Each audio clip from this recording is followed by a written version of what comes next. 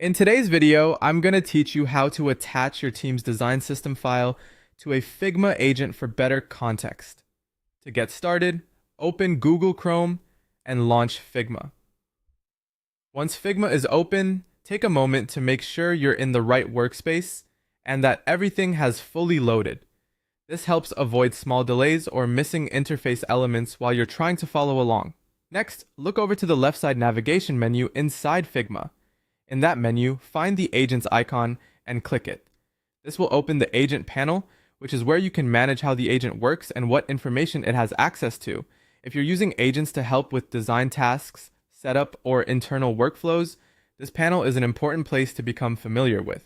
After the panel opens, look for the action button labeled Agent Settings or Add Skill.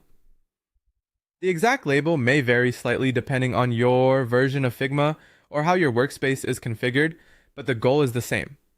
You want to open the area where you can customize the agent and give it more useful context. Go ahead and click that button to continue.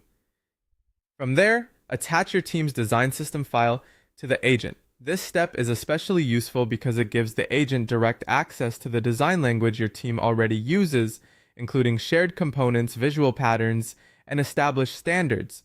In other words, instead of working in a generic way, the agent can respond with guidance that is more aligned with your actual design environment. As you attach the file, make sure you choose the correct design system rather than a draft or outdated version. If your team maintains multiple libraries or files, it's worth double-checking the file name before confirming. That extra second can save confusion later and help ensure the agent is referencing the right source. Once the file has been attached, the agent will have the context it needs to better understand your team's structure and conventions. This can improve the quality of suggestions and make the agent more helpful during design-related tasks. And that's it. You've opened Figma in Chrome, accessed the Agents panel, entered the Agent Setup area, and attached your team's design system file. It's a quick process, but it can make a meaningful difference in how effectively the agent supports your work.